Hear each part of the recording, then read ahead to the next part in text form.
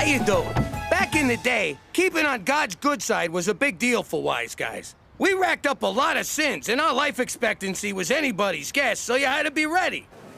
We had a guy, Father Santino, big into the Holy Trinity, also had a weakness for the Holy Trifecta.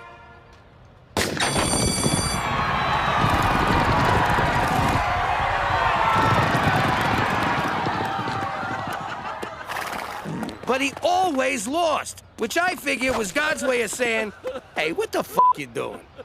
So he borrowed from me. And since Goodfellas never had time for church, this was a chance to bring church to us.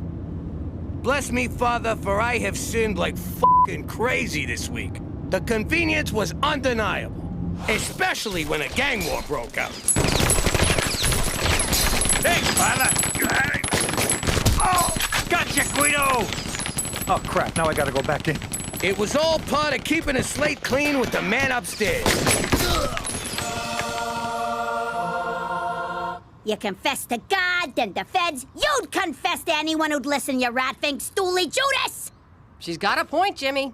Shut up! But if you think I got anything juicy to confess since I moved to this unholy ice cube, forget about it. Let me tell you something about a friend of ours named Jimmy. I made the wise guy and the capo with the gambini. But when he found out that they'd be whacking Uncle Cheech, he'd take the boss, he threw him from the 19th floor suite.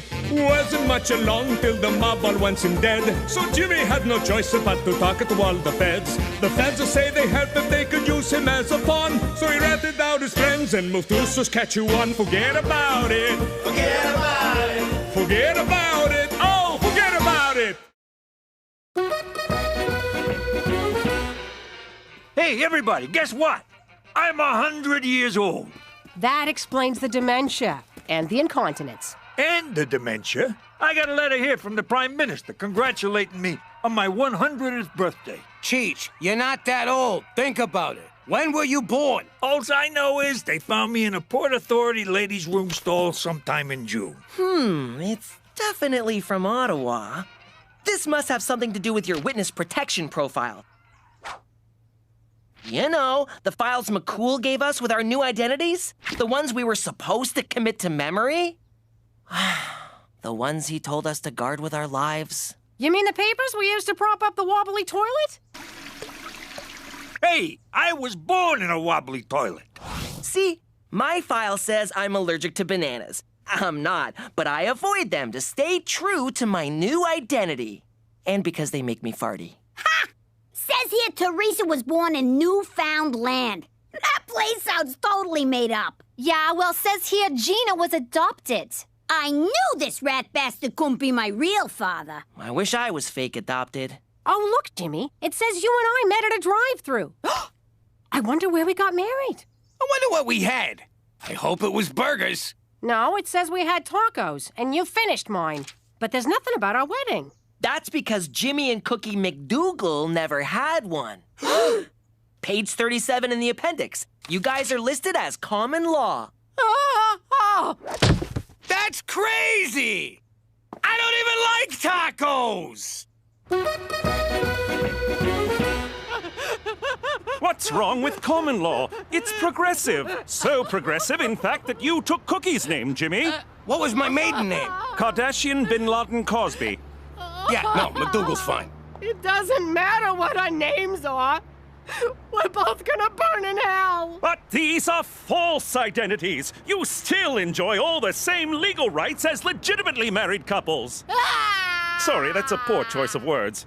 If we're gonna live together under the same roof, we gotta get married in a Roman Catholic church, right where God, Jesus, and all the saints can see us. She's right. With all the things I done, I'm walking a fine line with the man upstairs. God forbid, if Jimmy gets hit by a bus, I'll be left with an illegitimate bastard and 2 bastonettes. I suppose a wedding couldn't hurt.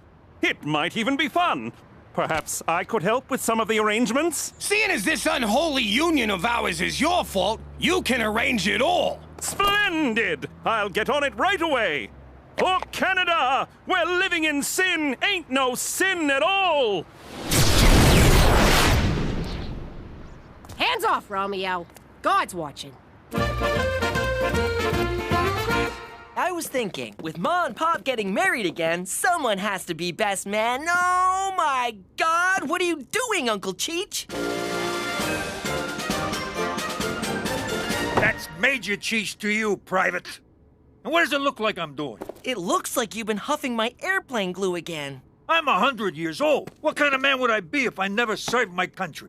Pretty much the man you are. I ask myself not what I can do for my country, but what my country can do for me. This wouldn't be a ploy to get cheap beer at the Legion, would it? Bingo! I may not be a man of means, but I got a